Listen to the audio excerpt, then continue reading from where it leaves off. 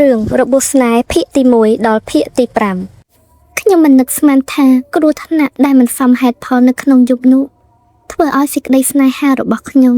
រយៈពេល10ឆ្នាំជាមួយនឹងពយៈដើរដល់ទីបញ្ចប់ហើយវាក៏ធ្វើឲ្យខ្ញុំនឹកស្មានមិនដល់ថា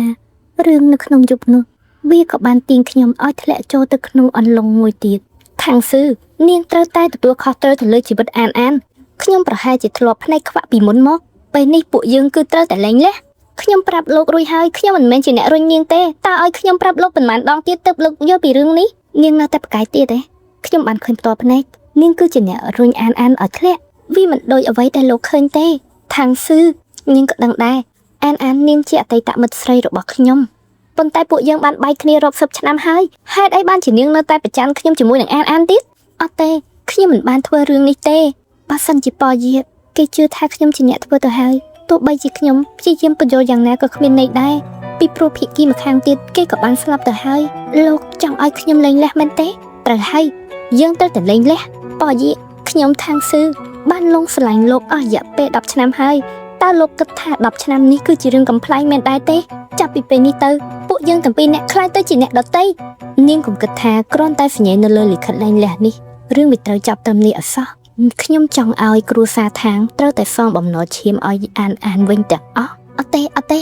តែប៉ុណ្្នឹងទៀតមិនគ្រប់គ្រាន់ទេហើយសម្រាប់គ្រួសាររបស់ខ្ញុំធ្វើដាក់លោកប៉ាម៉ាក់របស់ខ្ញុំស្រឡាញ់លោកដូចជាកូនបង្កើតហើយគ្រួសារខាងរបស់ពួកខ្ញុំក៏មិនដែលធ្វើខុសចំពោះលោកដែរនាងនិយាយថាមិនដែលធ្វើខុស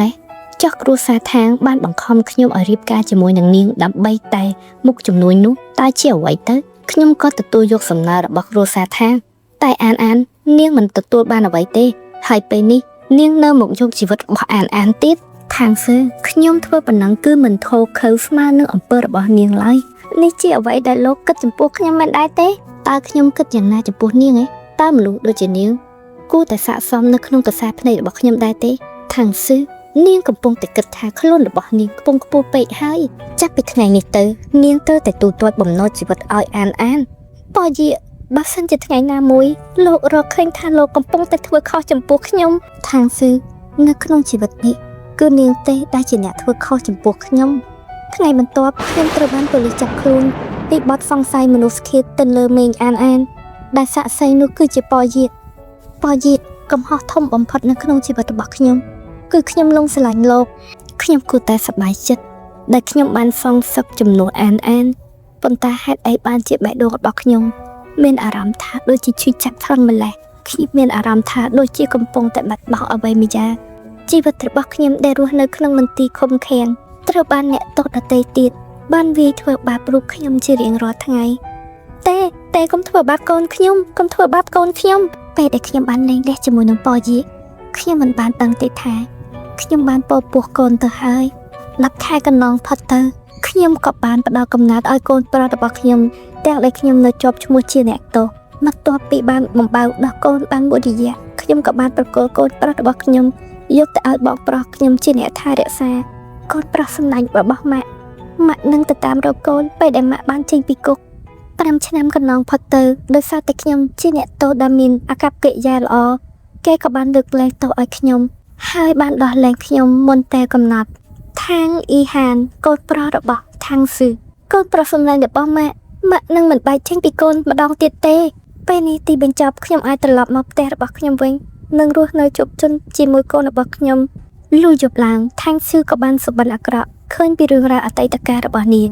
ពយៈចាប់ពីពេលនេះទៅអូនខ្លាចទៅជាប្រពន្ធរបស់បងហើយយើងចង់លែងលះយើងនឹងឲ្យនាងសងនៅតម្លៃដែលនាងបានសម្លាប់អានទេអ្នកម៉ាក់យកសពអាក្រក់ម្ដងទៀតហើយតែម៉ាក់ចង់ឲ្យខ្ញុំនិទានរឿងឲ្យស្ដាប់ដែរទេដើម្បីកុំឲ្យម៉ាក់យកសពអាក្រក់មិនចាំបាច់ទេគ្រប់យ៉ាងគឺជាកំហុសរបស់ម៉ាក់ដែលម៉ាក់មិនមានពេលឲ្យកូនលោកអ៊ំរបស់កូនគឺធ្វើបានល្អបំផុតថ្ងៃស្អែកនេះម៉ាក់នឹងជូនកូនទៅដើរលេងជាមួយនឹងលោកអ៊ំណានៅពេលដែលខាងស៊ឺកំពុងតែអង្គុយលេងជាមួយនឹងកូននោះនៅក្នុងប៉ុស្តិ៍ទូរទស្សន៍ក៏បានផ្សាយអំពីពយៈអតីតប្តីរបស់នាងដែលគេបាននិយាយថាពយៈនឹងមកលេងទីក្រុងនេះនៅក្នុងខែនេះដោយសារតែគេបានពង្រីកមុខជំនួយដ៏មានសក្តានុពលពេលនោះកូនប្រុសនោះក៏បាននិយាយថាអ្នកម៉ាក់តើពយៈនេះមែនទេដែលជារូបប៉ារបស់ខ្ញុំហេតុអីបានជាកូនដឹងរឿងនេះអ្នកម៉ាក់សួរថាហេតុអីបានជាខ្ញុំដឹងមែនទេមកពីខ្ញុំឃើញមុខរបស់គាត់នៅក្នុងទូរទស្សន៍នោះគឺមុខដូចខ្ញុំខ្លាំងណាស់ ដើម្បីការពារកូនកុំឲ្យប៉ោយាបានជួបកូននោះម៉ាក់សម្រាប់ចិត្តនាំកូនទៅបរទេសមួយរយៈសិនគ្មានប្រយោជន៍ទេណាម៉ាក់ក្រុមហ៊ុនប៉ោយានេះគឺធំខ្លាំងណាស់គេកាន់កាប់សិទ្ធយ៉ាងធំទោះបីជាពួកយើងទៅបរទេសក៏គាត់នៅតែអាចរកពួកយើងឃើញដដែលហើយកូនសម្លាញ់មិននឹកស្មានថាកូនឆ្លាតបែបនេះតតែសោះអ្នកម៉ាក់កុំបារម្ភអីខ្ញុំនឹងមិនទៅជាមួយនឹងគាត់ទេហេតុអីបានជាសុកកូននិយាយបែបនេះពីព្រោះខ្ញុំចង់មានតែអ្នកម៉ាក់ម្នាក់គត់អ្នកណាក៏ខ្ញុំមិនចង់បានដែរសូម្បីតែលោកប៉ារបស់ខ្ញុំម៉ាក់យល់ហើយម៉ាក់អរគុណកូនសម្លាញ់អ្នកទាំងពីរចាំខ្ញុំនៅទីនេះហើយខ្ញុំទៅទិញសំបុត្រដើម្បីចូលលេងសួនកំសាន្តសិនកូនសម្លាញ់តើកូនចង់លេងអីប្រាប់ម៉ាក់មកខណៈពេលនោះយើងក៏បានឃើញថារថយន្តរបស់លោកប៉យាក៏បានឈប់ចិត្តអ្នកនាងស្ថានស៊ឺឆាប់ឈប់ឡានភ្លាមហេតុអីបានជាមនុស្សស្រីនេះដូចជាស្តៀងនរណាម្នាក់ខ្លាំងម្ល៉េះគឺនាងខាងស៊ឺប៉យាតានោះមិនមែនជាអតីតប្រពន្ធរបស់ឯងទេឯងមើលកូនក្មេងដែលនៅក្នុងដៃរបស់នាងទៅវាពិតជាដូចឯងណាស់ខ្ញុំមិនជឿថានេះមិនមែនជាកូនរបស់ឯងទេខាងស៊ឺអស់រយៈពេល5ឆ្នាំហើយតានាងពិតជាហ៊ានលួចបង្កើតកូនដោយសម្ងាត់តែម្នាក់ឯងទេប៉យាលើពេលដែលបានឃើញបាក់យាគេហាក់បីដូចជាជាប់កែវដោយសារតែគេមិនដឹងថា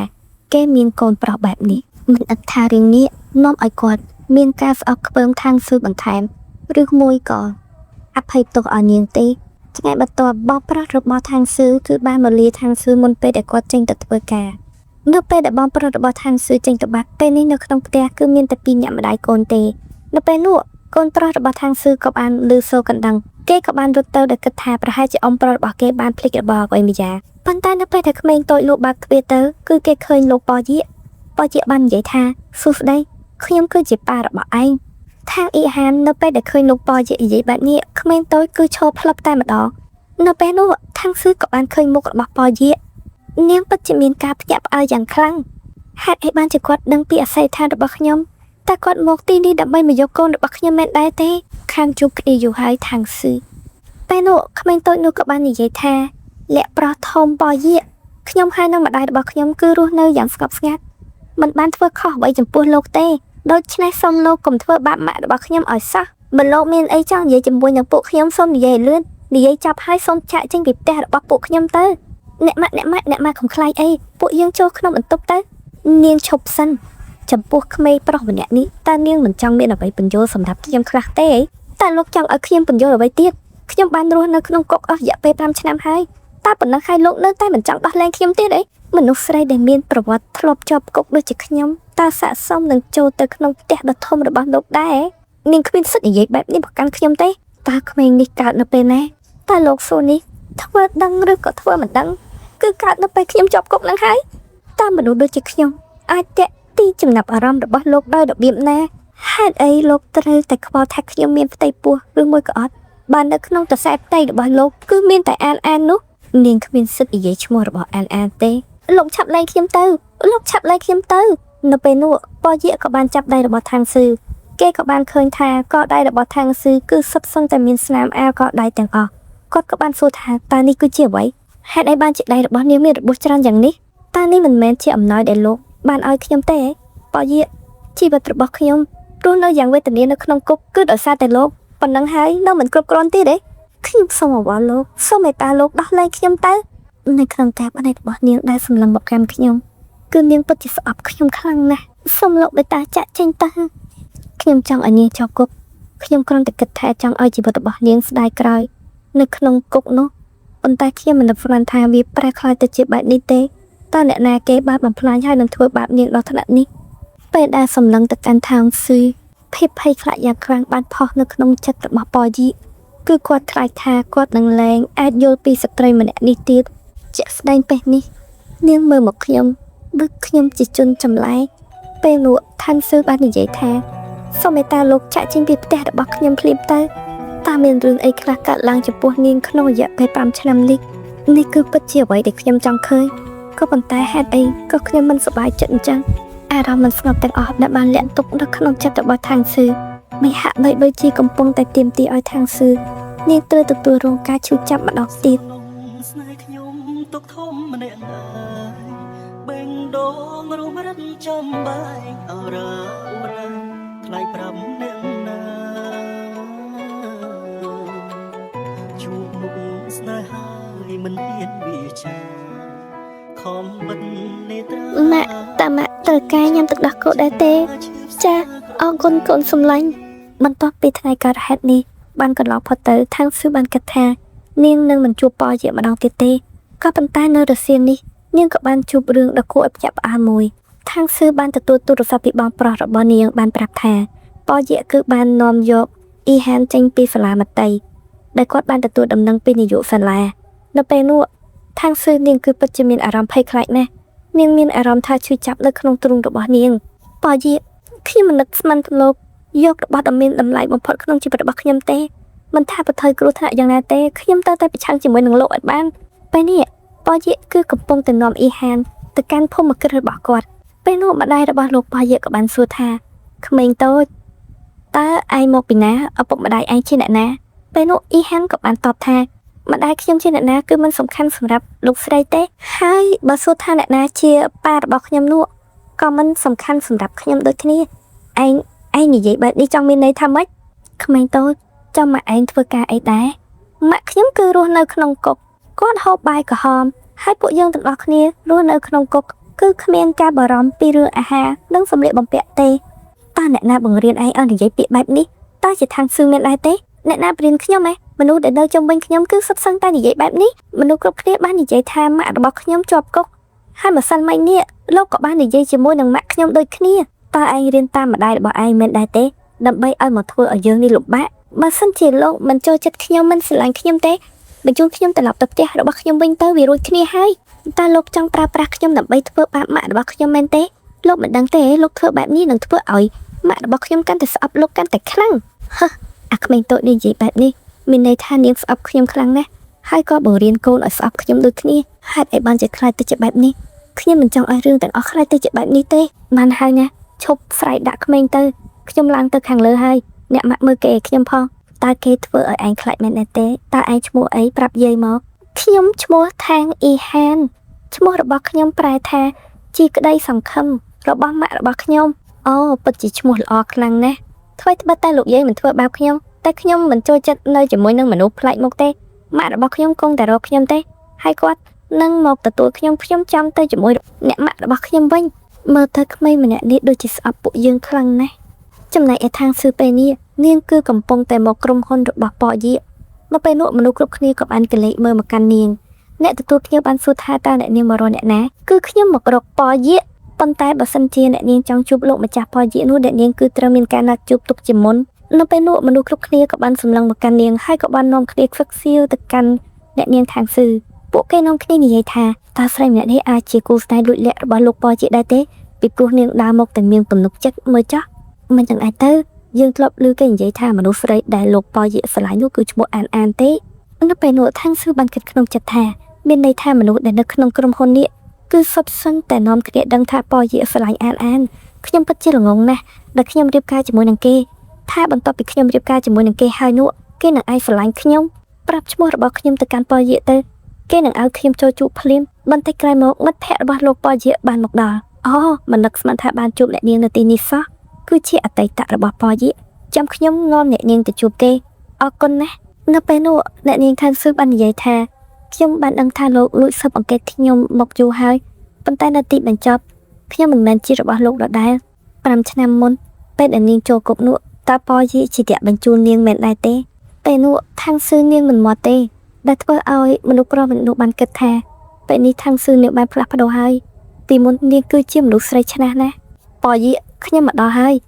ឯងមកជួបខ្ញុំពិភាក្សារឿងចំនួនបែរជានាំមនុស្សស្រីមកតើនាងជាអ្នកណានៅពេលនោះខាងស៊ឺនាងក៏បានបង្ហាញខ្លួនហេតុអីបានជានាងមកទីនេះគឺខ្ញុំមកយកកូនប្រុសរបស់ខ្ញុំតែគេក៏ជាកូនប្រុសរបស់ខ្ញុំដូចគ្នាទេគេគឺជាកូនប្រុសរបស់ខ្ញុំតែម្នាក់គត់ខ្ញុំមិនរំពឹងទុកថាលោកចង់ទទួលស្គាល់កូនម្នាក់នេះទេគេលោកមិនចាំទេពីមុនគឺលោកពិតជាចង់ឲ្យខ្ញុំនេះស្លាប់ណាស់តើមែនដែរទេប៉យីនៅក្នុងពេលដែលខ្ញុំបានជាប់គុកនោះខ្ញុំមិនតែឆ្ងល់តតែសោះថាខ្ញុំជាប់ទោសនេះត្រូវឬមួយក៏ខុសពីព្រោះលោកមិនដែលផ្ដល់នៅការទុកចិត្តចំពោះខ្ញុំម្ដងណាទេតើអ្នកណាជាអ្នកបង្រៀននាងឲ្យនិយាយបែបនេះគឺជាលោកគឺជាអ្នកបង្រៀនខ្ញុំប៉យីអ្នកបានកំទេចក្តីស្រឡាញ់ទាំងអស់របស់ខ្ញុំដែលមានចំពោះលោកតើនៅពេលនេះតើលោកចង់បានអ្វីពីខ្ញុំទៀតខ្ញុំគ្មានអ្វីឲ្យលោកទៀតទេគ្រួសារខាងរបស់ខ្ញុំក៏ត្រូវបានកំទេចក្រោមស្នាដៃរបស់លោកដូចគ្នា ប៉យីខ្ញុំសុំអង្វរសុំដោះលែងខ្ញុំទៅហើយបកគលកូនប្រុសឲ្យខ្ញុំវិញនាងចង់បានកូនប្រុសត្រឡប់ទៅវិញហ៎ល្អនៅក្នុងយប់នេះនាងទៅ Mago Club ដើម្បីទៅបម្រើសារឲ្យអតិថិជនរបស់ខ្ញុំក្នុងការចោះកិច្ចសន្យាការងារប៉យីតើលោកកំពុងតែចង់ឲ្យខ្ញុំទៅបម្រើស្រែឲ្យគេអញ្ចឹងហ៎តើមានន័យខុសទៅក្រែងនាងចង់បានកូនរបស់នាងត្រឡប់មកវិញហ៎តើនាងមិនអាចធ្វើអ្វីដើម្បីកូនប្រុសរបស់នាងទេព្រោះតែខ្ញុំមិនមែនជាមនុស្សអត់ចិត្តដូចជាលោកទេល្អទីបំផុតស្រីម្នាក់នេះបានទទួលនៅសេចក្តីលំបាកសម្រាប់ជីវិតនាងនៅពេលនោះខាងស៊ឺក៏បានតបទៅវិញថាល្អណាស់បើសិនជាការស្នើសុំរបស់លោកប៉ោះយៈថៃខ្ញុំនឹងធ្វើតាមលោកប៉ុន្តែខ្ញុំកំដរគេផឹកតែមួយកែវទេបើសិនជាខ្ញុំមិនបានកូនខ្ញុំត្រឡប់មកវិញទេខ្ញុំសុខចិត្តលះបង់ជីវិតធ្វើយ៉ាងណាបកគលកូនរបស់ខ្ញុំត្រឡប់មកវិ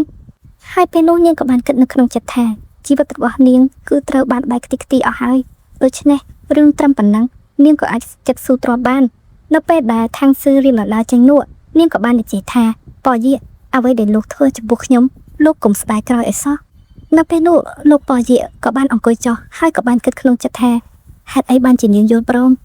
គាត់ក៏បានយកដៃទៅទ្រថ្ងាសរបស់គាត់ហាក់បីដូចជាអារម្មណ៍នៃការសោកស្ដាយដែលគាត់បានធ្វើចំពោះនាងកន្លងមកនៅពេលដែលប៉យីបានត្រឡប់មកកាន់ភូមិគ្រឹះរបស់គាត់វិញពេលដែលគាត់បានបើកទ្វារឡានក៏ឃើញថាកូនប្រុសរបស់គាត់អ៊ីហានមកឈរចាំទទួលគាត់ក៏បានសួរថាតើឯងកំពុងរងចាំអ្នកណាអ៊ីហានក៏បានតបថាគឺខ្ញុំកំពុងតែរងចាំនរណាម្នាក់នៅពេលនោះប៉យីបាននិយាយថាចាប់ពីថ្ងៃនេះទៅគឺខ្ញុំគឺជាអ្នកទទួលចិញ្ចឹមបីបាច់ឯងដូច្នេះនៅពេលដែលមានឱកាសខ្ញុំនឹងយកឯងទៅបដូរនាមតកូលវិញ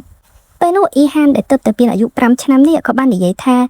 លោកចង់យកខ្ញុំទៅចិញ្ចឹមលោកត្រូវតែឆ្លងកាត់ការយល់ព្រមពីតុលាការជាមួយនឹងម៉ាក់របស់ខ្ញុំសិនលោកគ្មានសិទ្ធិយកខ្ញុំទៅចិញ្ចឹមបែបនេះទេពេលនោះប៉យីក៏បានតបថាយើងគឺជាឪពុកបង្កើតរបស់ឯងតើឯងចង់ឲ្យយើងតេស្ត DNA មែនទេចាំបាច់អីត្រូវការសុំអនុញ្ញាតពីអ្នកណាគ្រាន់តែឪពុកបង្កើតចិញ្ចឹមកូននោះក៏ប៉ុន្តែលោកប៉យីសុំលោកកុំភ្លេចថាខ្ញុំបានកើតមកក្រោយពេលដែលលោកហើយនឹងអ្នកម៉ាក់របស់ខ្ញុំលែងដាស់គ្នាដូច្នេះបើតាមច្បាប់នោះគឺខ្ញុំស្ថិតនៅក្នុងការគ្រប់គ្រងរបស់ម៉ាក់របស់ខ្ញុំទេតើឯងកំពុងតែនិយាយអីហ្នឹងក្មេងអាយុ5ឆ្នាំហេតុអីបានជាឆ្លាតយ៉ាងនេះលោកប៉យីបើសិនជាខ្ញុំមិនមែនជាកូនរបស់លោកខ្ញុំគឺជាកូនដែលកើតចេញពីម៉ាក់របស់ខ្ញុំជាមួយនឹងប្រុសផ្សេងតើលោកនឹងមើលថែខ្ញុំបែបនេះដែរទេនាងអាចមានកូនជាមួយប្រុសផ្សេងគ្មានផ្លូវចិត្តឯខានអ្នកណាហ៊ានប៉ះនាងគឺត្រូវតែស្លាប់ពេលនោះអ៊ីហាននោះក៏បានតបថាលោកប៉យីលោកមិនបានដឹងពីការរស់នៅរបស់ម្ដាយកូនខ្ញុំរយៈពេល5ឆ្នាំនេះទេដូច្នេះខ្ញុំគ្មានថ្ងៃស្និទ្ធស្នាលជាមួយនឹងលោកឡើយពេលនេះលោកចង់ធ្វើអីធ្វើទៅខ្ញុំនៅឈរចាំអ្នកម៉ាក់របស់ខ្ញុំហើយចង្រៃយកទាំងម្ដាយទាំងកូនពិតជាពិបាកដោះស្រាយជាមួយមែនលុះជប់ឡើងអ្នកនាងខាងស៊ឺក៏បានរៀបចំខ្លួនដើម្បីតាមការណាត់ជួបរបស់លោកប៉យីនៅពេលនោះនាងក៏បានគិតក្នុងចិត្តថាតាំងតែពីខ្ញុំនៅវ័យយុវវ័យរហូតដល់ពេលនេះគឺ15ឆ្នាំហើយដែលខ្ញុំបានលងស្រឡាញ់គាត់ក៏ប៉ុន្តែនៅថ្ងៃនេះទើបខ្ញុំទទួលស្គាល់ថារវាងពួកយើងទាំងពីរនាក់គឺគ្មានថ្ងៃអាចទៅរួចទេខ្ញុំមិននឹកស្មានថាអ្វីដែលខ្ញុំបានរៀនពីគាត់នោះគឺការបំភ្លេចបំផ្លាញចំពោះគ្រួសារខ្ញុំស្ទើរតែខ្ទេចខ្ទីអស់ហេតុអ្វីបានជាពួកយើងទាំងពីរនាក់បញ្ចប់ដល់បែបនេះតើអ្នកណាជាអ្នកធ្វើឲ្យសេចក្តីស្នេហារបស់ពួកយើងទាំងពីរនាក់ខ្លាយទៅជាបែបនេះនៅពេលដែលអ្នកនាងខាងស៊ឺបានតាមមកដល់មុខក្លឹបនោះក៏មានបរិសម្នាក់ចង់ចាប់ដៃចាប់ជើងបពីនលើនាងបាននិយាយថានាងមានណាត់ពេលនោះបរិសម្នាក់នឹងក៏បាននិយាយថាណាត់ជាមួយនឹងបងមុនទៅអូនសម្លាញ់ខណៈពេលនោះផងដែរលោកប៉ជាក៏បានចូលមកការពារនាងហើយនិយាយថាឯងកុំប៉ះនាងអត់សោះបន្ទាប់ហើយបរិសនោះក៏បានដើរចេញទៅនៅពេលនោះប៉យក៏បានសួរថានាងមកយូរហើយគឺខ្ញុំមករងចាំលោកប្រហែលជា10នាទីហើយខណៈពេលនោះផងដែរលោកប៉យក៏បានសម្លឹងទៅកាន់អ្នកនាងខាងស៊ឺពេលនោះគាត់ក៏បានគិតក្នុងចិត្តថាពេលនេះស្ថានស៊ឺនាងហាក់បីដូចជាមនុស្សប្លែកកាលពី5ឆ្នាំមុន